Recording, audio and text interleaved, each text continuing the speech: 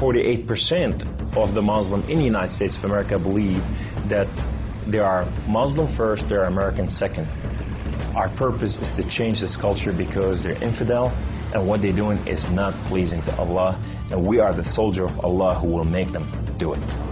Kamal Salim was born in Lebanon to a devout Muslim family. As early as 4 years old, he remembers sitting at the kitchen table while his mother taught him about the Quran and his duty to Allah and jihad. From my childhood, my mom said, one day you'll be a martyr, my son. You will die for the sake of Allah and you will exalt Islam. She said, if you kill a Jew, my son, your hand will light up before the throne of Allah, and the host of heaven will celebrate what you have done. Kamal was 7 when his parents sent him to Muslim training camps to learn to use weapons and engage and kill the enemy. The boys were also taught another, more subtle form of warfare. We were training for what's called culture jihad, which is shifting cultures. Culture jihad is, it's unlike the sword, unlike the rifle, it is the jihad that will come into your world. By his 20s, Kamal was chosen to wage cultural jihad on America.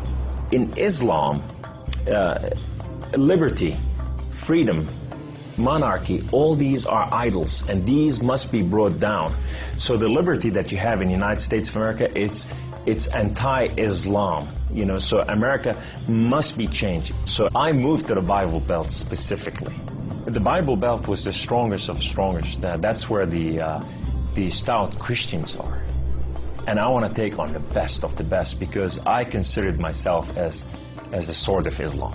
I thought I'm anointed, I'm unique, I'm selected, I'm coming to a country and a culture to change it, and I have the power of Allah with me. In the early 1980s, Kamal entrenched himself in a small Midwestern town. He began targeting men from poor neighborhoods to recruit them to the Muslim faith. But one afternoon, his life would be in the hands of those he hated the most. I was going from one place to another to do a recruitment, and that day I had a car wreck. The car wreck was so severe, I ejected out of my car, landed on my neck, broke my neck in 2 places. This man came running to me, and he said, don't worry, we're going to take care of you, and everything's going to be all right.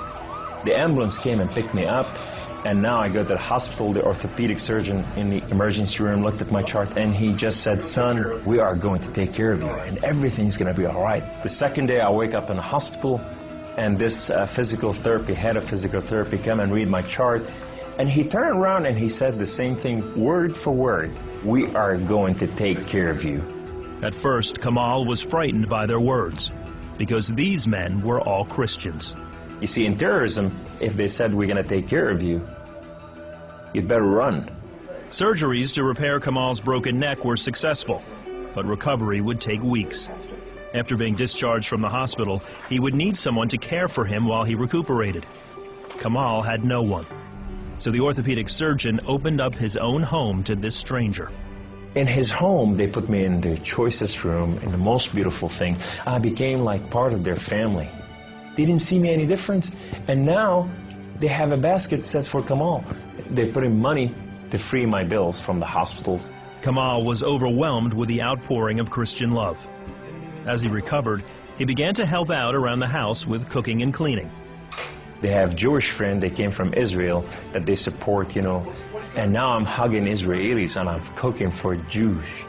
I'm going, what has happened to me?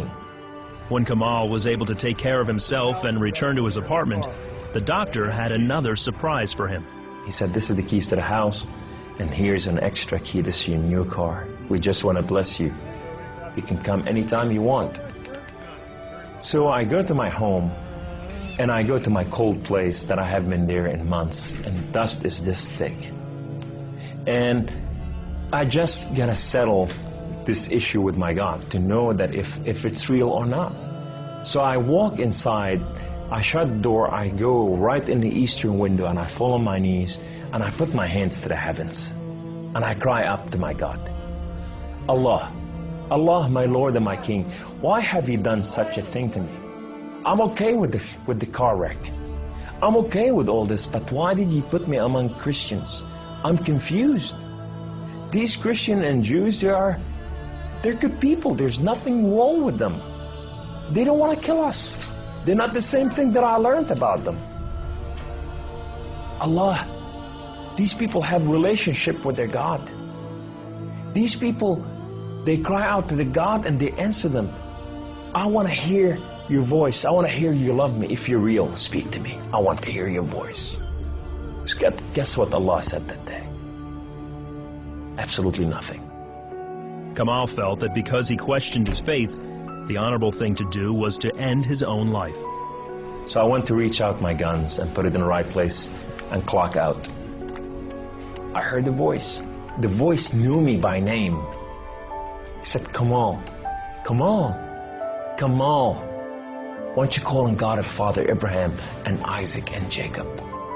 And now I fell on my knees and I put my hands to the heavens immediately as I heard the voice, and I cried out with every fiber within me, God of Father Abraham, if you are real, would you speak to me?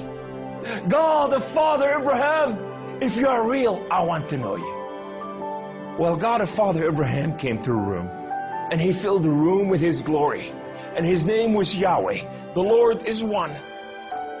In his hand, he has holes in his hand. He has holes in his feet. His name is Jesus. I said to him, who are you, my Lord? Who are you? He said, I am that I am. I said, I'm a simple man with a simple mind. What is that supposed to mean? He said, I am the Alpha. I am the Omega. I am the beginning. I am the end. I am everything that is in between. I have known you before I formed the foundation of the earth. I have loved you before I formed you in your mother womb. Rise up. Rise up, come on. Kum. You are my warrior. You are not their warrior.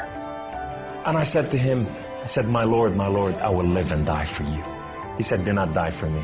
I died for you that you may live. That day, instead of taking his life, Kamal gave it to Jesus. He now has a new mission and travels the country challenging Muslims to question their allegiance to Allah. My heart desire is to reach out for my brothers and sisters, the Muslim out there, 1.5 billion Muslim, that they are living out there and they have not tasted the freedom, and that freedom in God. It's been over 20 years since Kamal left the Islamic faith, and even threats of violence and death cannot stop him from sharing his story. He is real. You know, and if you never experienced God before in your life, if you never tasted God, and if you think you got nothing to lose, when you're sitting in your home, whether you're a Muslim or a non-Muslim or a non-Christian or whatever you are, say, call on God of Father Abraham and Isaac and Jacob, and say, if you are real, speak to me, I want to hear your voice.